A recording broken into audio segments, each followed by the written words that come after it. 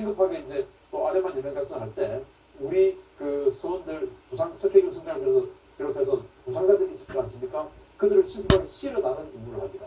그러면 저 헬기 내 캐빈이라고 하는데 저 내부에 공간이 있어야 기관총 사수도 탑승을 하고 또 구조요원 또 특수전 요원 저기서 이제 헬기로 저거의 그 어떤 그 해적선에 매표를 해서 내려가거든요. 그러면 특수병력도 몇 명 실어야 되고 이런 그 공간이 필요해요. 그 랜딩셀이 워낙 소형이기 때문에 대장 장비를 탑재하고는 그런 사람들이 실을 수 있는 공간이 전혀 없어요. 그래서 청해부대 갈 때는 림셀기에 대장장을 다 떼야 됩니다. 만약에 이미 출항을 했습니다만은 지금 저 림셀기에 대장 장비가 그대로 탑재된 상태에서 갔다면 호르무즈해으로 가려고 마음을 먹는 것일 테고 그게 아니고 장비를 떼낸 상태로 실어 갔다면 저것은 아내만으로 가요. 제가 이 질문을 드린 이유가 뭐냐면 강감찬호가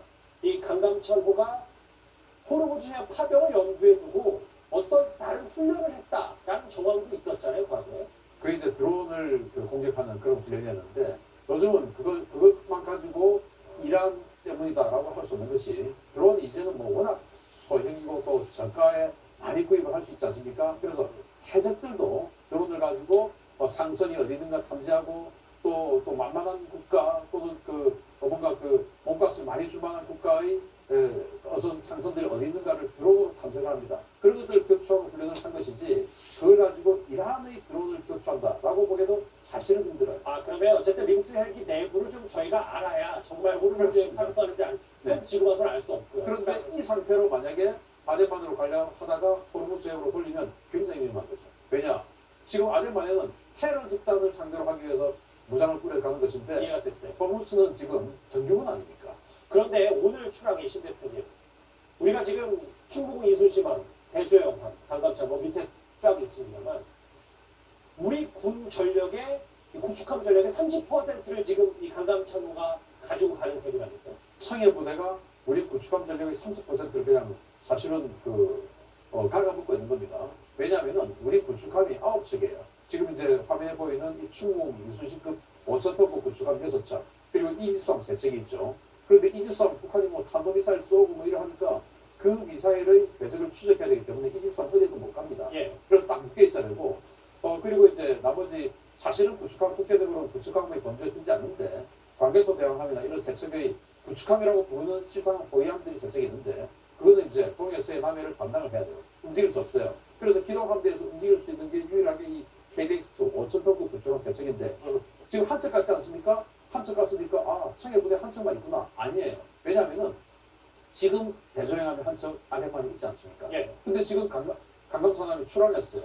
그러면 지금 우리 해군은 두 척이 청해부대 때문에 없는 것이죠. 그렇죠. 그런데 또 한 척은 뭐 하고 있냐?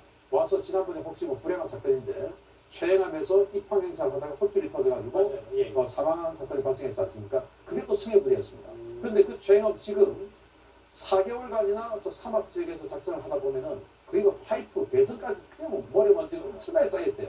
부내에서 청소 정비를 해야 됩니다. 그 정비 작전을 하고 있으니까 사실은 청해부대 한 척만 가 있지만은 우리 해군 6척의 구축함 중에서 3척은 못 움직이는 겁니다. 그러니까 30%. 9척의 구축함 중에서 33%를 청해부대로 소유하고 있는 것이죠. 그럼 하나 더 여쭤볼게요. 네. 왜냐하면 지금 강감찬함이 어쨌든 지금 아덴마로 갔고 호르무즈해에 갈지 안 갈지는 아직 알 수 없지만 만약에 가게 된다면 아덴마는 누가 지키는지 그거에 대해서 또 미국이 어떤 생각을 갖고 있습니까? 그게 이제 저는 문제라고 보는데 자 아덴만에 지금 지난 10여 년간 우리가 29진 지금 강감찬함까지 해서 30진을 우리가 계속 보내왔는데 그 이유는 뭐냐? 우리가 이제 수에즈 운하를 통해서 유럽과의 무역을 많이 하고 또 유조선 같은 경우도 사우디아라비아 즉 아라비아 반도 남부 지역에서 홍해를 통해서 수입하는 유조선들도 또 있습니다. 그 지역에서부터 인도까지의 항로에서 청해부대가 우리 상선들을 쭉 모읍니다. 모아가지고 50척, 60척 모아서 한꺼번에 호송을 하고 다시 또 돌아와서 또 모아서 또 한꺼번에 호송하고 이러한 일들을 지금 쭉 해왔는데 초창기에 아덴만 예명작전을 비롯해서 그렇게 굉장히 우리가 납치를 많이 당했지 않습니까? 근데 요즘 납치당했던 뉴스 없죠. 근데 소말리아 해적들 그대로 있고 무장은 사실은 더 강화됐는데 우리가 납치되지 않았다는 것은 뭐냐? 우리 청해부대가 그만큼 호송을 우리 상선 위주로 잘하고 있다는 거예요. 그런데 우리 부담이 빠져버리면 우리 상선은 부모 잃은 자식이 될 정도로 굉장히 위험한 상황이 되는데 그 책임을 또 누가 질 거냐? 여기에 지금 그럼 미국 입장에서 아덴만의 또 대해적 작전을 미국이 주도하고 있는데 미국 입장은 아니 아덴만에도 보내고 아덴만은 아덴만대로 지키고 호르무즈 그렇죠. 파병도 해라라는 게 미국의. 그게 미국 입장일 수밖에 없는 겁니다. 왜냐 우리가 빠지면 미국이 또 대신해야 되거든요. 근데 우리는 그런 전력은 안 되고요. 그렇죠. 들으셨던 것처럼 미국은 이 호르무즈 공동경비에 국가를 찾기 위해서 동맹국들을 압박하고 있습니다. 과연 어느 정도의 동맹국들이 호르무즈 해협에 지원을 나설지 궁금한데요.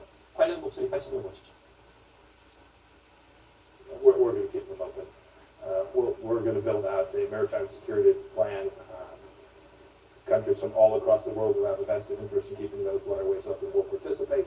But America is prepared to be a significant part of that, but we need countries from all across the world to assist us in protecting commercial transit. We'll be successful. 미국이 이렇게 동맹국을 모으는 이유가 화면을 보시면 어쨌든 영국과 이스라엘은 참여한다고 했지만 러시아와 이란도 지금 연결이 돼 있고 우리가 아무리 파병을 한다고 해도 호르무즈 해협에서 이렇게 양국 간에 나뉘어졌는데 성패는 어떻게 되는 겁니까? 아직까지 모든 게 미지수입니다. 우리도 아직까지 참여한다고 확답을 안 했기 때문에 우리도 이제 프랑스라든가 독일이나 이런 나라의 움직임을 볼 겁니다. 또 일본도 일단 뭐 소개비만 파견한다고 했지 우리 같이 구체만 파견하지 않거든요. 그래서 일본 동맹도 우리가 과감하게 결정하기 때문에 아직까지 확실한 건 아무것도 없습니다. 문제가 되는 것이 트럼프 대통령이 이란과 핵합의를 파기했기 때문에 현재 미국을 제외한 영국, 프랑스 이런 나라들이 현재 굉장히 미온들을 차기 때문에 앞으로 정해진 상황을 주시할 필요가 있습니다. 알겠습니다. 잠깐 넘어가기 전에 강감찬 함이 맞습니까? 호가 맞습니까? 둘 다 맞습니다. 둘다 맞는군요. 군함은 싸움배라는 이름의 한자로 싸움배 함, 군함은 다 한자로 붙이는데 500톤급 이상은 함이라고 붙이고 호는 어느 군함이든지 이름을 호자로 붙입니다. 똑같습니다.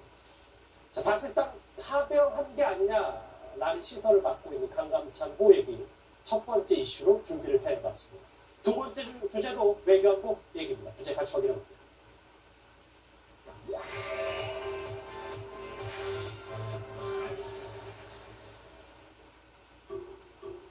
뉴스탑10이 뽑은 4위입니다. 북한은 각종 신형 미사일을 시험 발사하면서 우리를 초상집으로 만들었는데 정작 북한은 잔치집이 따로 없습니다. 신형 방사포, 신형 전술유도탄, 그리고 북한판 이스칸데르를 연이어 성공시킨 과학자들에게 김정은 위원장이 승진 포상을 내린 겁니다. 노동신문에도 대석 투표를 했습니다. 들어보시죠. 정의나는 최고 용도자동 측에서는 감시소의 용상 표시장치에 전송된 새 무기의 시험사기 결과를 보시고 당에서 구상하고 있던 또 하나의 새로운 무기가 나게 되었다고 못내 기뻐하시며 커다란 만족을 표시하셨습니다. 화면 보시겠습니다. 표정이 말해주잖아요. 승진. 무려 103명인데 안철수 이렇게 북한이 몇몇 하나하나의 승진 명단을 공개하는 건 대단히 이례적인 거 아닙니까? 그렇죠. 대단히 이례적이고 원래 승진 기간도 4.15 태양절, 7.27 전승절에 주로 군인들에 대한 승진을 단행해서 사기를 돋궈주고 그랬는데 이게 노동당 군수공무부 소속인 이병철이나 장창하나 전일호나 전부 저 사람들은 군인이 되어서는 안 되는 노동당 간부들입니다. 북한이 4년 전에 저 사람들이 요청에 있었는지 저 사람들을 전부 군복을 입히고 계급을 준 겁니다. 그래서 그만큼 이런 대량 살상 무기 개발 분야에 대한 사기를 돋궈주기 위해서 저렇게 군사 칭호를 주었는데 이번에 이제 전일호는 중장, 현재 지금 화면에서는 중장으로 보입니다만 별 하나 더 달아서 상장이 됐는데 이 상장뿐만 아니라 북한이 계급을 올려줄 때 이관급, 좌관급은 공개한 적이 한 번도 없는데 이번에 대좌급, 상좌급, 중좌급, 심지어 중위까지 말단, 소위 다음인 중위까지 공개함으로써 뭔가 이 분야에서 이제 앞에서 강조하신 그런 이스칸데르라든지 무슨 신형 방사포라든지 이걸 개발한 데 대한 일종의 대잔치, 표창을 준 겁니다. 그 얘기는, 그 의미는 앞으로도 무기 개발 계속하겠다는 굳은 의지 보여준 거 아니겠습니까? 그렇죠. 당연히 저것은 이제 이 분야에 대해서 중점적으로 나가겠다.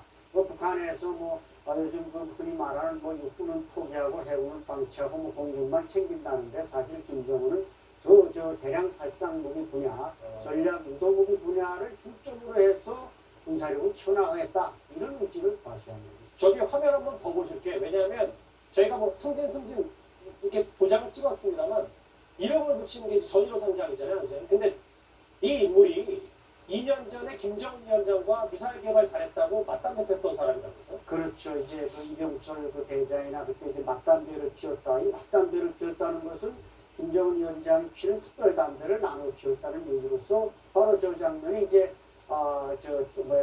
전일호 중장이고 그 옆에 이제 김낙겸 전략군 사령관, 김낙겸 대장도 보입니다만은 북한에서 저런 장면은 과거 김일성, 김정일 때는 한 번도 없었던 장면입니다. 그러니까 이 전일호 상장, 이번에 상장이 된 인물은 과거 ICBM급의 이제 주로 엔진 개발을 김정식 중장이 했고, 이 사람은 이번에 이제 이스칸데르라든지 방사포라든지 이런 중장거리 미사일 엔진 분야를 주로 개발해 왔기 때문에 이번에 김정식도 상장이 못됐지만 전일호는 상장으로 진급하고 있습니다. 저 능력 있는 과학자네, 김정은 위원장 입장에서 어떻게 보면. 네, 어떻게 보면 그 새로운 엔진, 고체 연료에 의한 이런 엔진을 개발함으로써 상당히 머리가 있고 두뇌가 있고 김정은 위원장으로서는 곁에다 두고 싶은 그런 인물이 아닐 수가 없습니다. 자, 오늘은 무기 개발에 무려 100명이 넘는 특진 잔치를 벌인 건데, 이 김정은 위원장의 승진 잔치는 이번이 처음이 아닙니다. 지난 2017년에 미국 본토까지 타격 가능한 화성 15형을 시험 발사했을 때 화면 같이 한번 보시죠. 화성 15형 시험 발사 성공에 기여한 승무원들에게 우리나라의 최고 군장인 김일성 군장, 김종일 군장과 처음은 아니지만 승진을 아무 때나 주는 건 아니니까 당시에도 2년 전에도 저 미국 본토 타격한다고 김정은 위원장이 한껏 고무가 됐었던 모양입니다. 그러니까 북한이 미사일을 개발하다가 ICBM을 완전히 완성했기 때문에 이제 미국을 타격할 수 있는 능력을 확보한 거 아니겠습니까? 그러니까 일단 미사일 개발이 완성됐다는 측면에서 거기에 참여했던 모든 사람들에 대한 그 훈장과 포상을 줬던 그런 장면이 되겠습니다. 그러니까 북한 입장에서 상당히 중요한 그런 그 계기라고 할 수 있는 겁니다. 다음 사진이 좀 준비가 되어 있나요? 같이 한번 보시겠습니다. 이때 당시에 최소연 저 때부터 김정은 위원장이 심지어 저 미사일 개발자들 업어줘서 그 기억이 나는데 상당히 큰 보도가 됐었잖아요. 그렇죠. 저 장면은 이제 저 업힌 사람이 지금 소자입니다. 계급이 우리 소령급인데 뭐 계급으로만 따지자면 김정은 위원장은 이제 북한 원수가 아니겠습니까? 원수가 소자를 업었다. 뭐 이제 소위 그 어떤 인민사랑 뭐 이런 걸 과시하기 위해서 북한이 저 장면을 공개했는데 아마 북한 인민들이 볼 때는 대단하게 생각하지만 외부 세계에서 볼 때는 김정은 위원장이 얼마나 저 군수공업 분야 무기 개발에 지금 심혈을 기울이나 이런 것을 이제 우리가 가늠할 수 있습니다. 적당한 타이밍에 한 번씩 그 당근을 주면서 뭔가 미사일 개발을 독려하는 듯한 느낌도 들고요. 자, 이런 대규모 승진은 미국의 트럼프 대통령의 무기나 아닌 무기이 있었기에 가능했다는 분석이 참 많습니다. 북한이 남한의 사정권에 신형 미사일들을 쏘아댈 때 트럼프 대통령은 우리로서는 지금껏 경험하지 못했던 이상한 면죄부를 주기 바빴습니다. 관련 목소리 들어보시죠.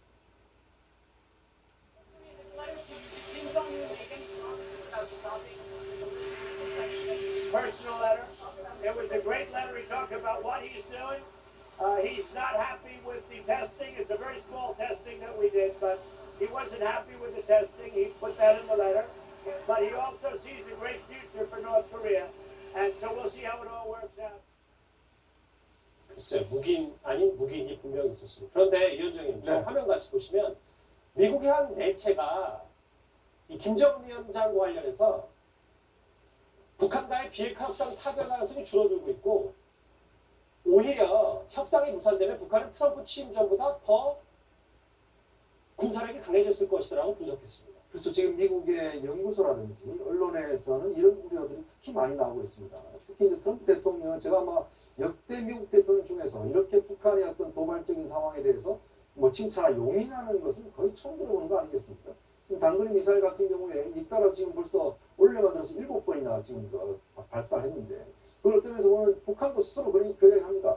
트럼프 대통령과 아무 이야기도 안 하는데 왜 남쪽에서 이런 문제 삼느냐는 이야기까지 하고 있어요. 자, 그러면 지금 트럼프 대통령이 비핵화 협상을 하려고 하고 있지 않습니까? 근데 과연 북한이 비핵화를 하겠냐는 것이죠. 만약에 예를 들어서 정말 어떤 최상의 협상은 북한 입장에서 볼 때는 현재 가지고 있는 핵을 동결하고 그다음에 미국의 위협이 될 수 있는 ICBM 같은 거라든지 그다음에 미래 핵을 개발하지 않는 걸로 이제 갈 수 있는 가능성이 있거든요. 그렇다면 이건 우리한테는 엄청난 부담이 될 수밖에 없습니다. 그래서 지금 미국 언론들도 연구소 이야기하는 게 뭐냐면 만약 이 협상이 깨지게 되면 북한은 북한 나름대로 기술적인 축적을 엄청나게 해버리고 실제로 우리가 어떤 면에서 제할 수 없을 만큼의 기술적인 성장을 한 반면에 실제 우리 같은 경우는 이에 대응할 수 있는 수단은 없어져 버리는 정말 최악의 상황에도 이르러 있지 않을까 이런 우려들이 있는 것이죠. 그렇군요. 자, 그런데 이 민주평화통일자문위원회 수석 부의장으로 내정된 이 정세현 전 통일부 장관의 분석은 많이 다릅니다. 같이 한번 들어보시죠. 핵과 미사일은 장거리 미사일은 포기를 해야 되니까. 그렇죠. 그러면 군사력이 다시 현저하게 떨어지는 거 아니겠어요? 예, 그 갭을 이걸 극복하기 위해서 지금 최근에 금년에만 지금 한 몇 번을 썼다고 하더라. 벌써 여러분 너무 자주 쓰다 보니까 이제 횟수가 좀 들리는데 이번 여기에 7번인가 쐈어요. 그러니까 단거리 미사일, 탄도미사일이죠. 단거리 미사일, 방사포, 그다음에 지대지. 이게 대남 군사 열세가 머지않았기 때문에 그걸 메꾸기 위해서. 역으로 보면 정말 비핵화 하겠다는 얘기죠. 그렇죠. 바로 그겁니다. 진행제 말에 그렇죠라고 했던 게 네. 김종수 시장님. 네. 비핵하겠다 신호다 이렇게 미사일을 많이 쏘고 자주 쏘는 게. 자, 미사일을 자주 쏜 거는 우리 틈새를 올려가지고 우리가 도대체 막을 수 있는 그런 무기들을 개발해서 우리를 위협하기 위한 그래서 우리가 스스로 북한에 굴복하기를 바라는 그런 측면에서 무기를 개발했는데 정세현 전 장관은 지금 정반대로 해석하고 있습니다. 오히려 핵을 다 포기하게 되면 한국에 대해서 북한이 열세가 될까봐 그걸 메꾸기 위해서 현재 단거미사일 개발한다 그러는데 현재 우리가 요번에 단거리 3종 세트라는 것이 전부 다 정말로 우리가 대응하기 힘든 그런 무기들만 개발했는데 어떻게 그걸 지금 반대로 얘기하는지 모르겠습니다. 조금 생각이 많이 다르시군요. 김정은 위원장이 특진잔치 이 주제를 다루기 전에 마지막으로 하나 짚어볼 내용이 있습니다. 오늘 한 조간신문 1면에 나온 얘기인데요. 국정원장과 이 북한의 통전부장의 극비회동이 뒤늦게 드러났습니다. 그러니까 하노이 회담 결렬 이후에 김영철 노동당 부위원장이 통전부장직에서 물러나고 신임 통전부장인 장금철이 등장했기 때문인데요. 태영호전 공사의 기억 속에는 장금철 통전부장 이렇게 기억하고 있습니다. 들어보시죠. 들려오는 말에 하면 장금철은 이제 오랜 기간 대남 라인에서 일한 그런 대남통은 맡아갑니다. 그런데 한 번도 이제 우리 한국에 내려왔다거나 또 이 남북 회담에 공식 이제 나타났던 그런 적은 없었다. 이게 지금까지 나온 자료입니다. 태양호 조합을 잘 모르는 베일 속의 인물이 바로 장금철 통전부장인데 김정은 시장님. 그런데 이때 4월에 만나.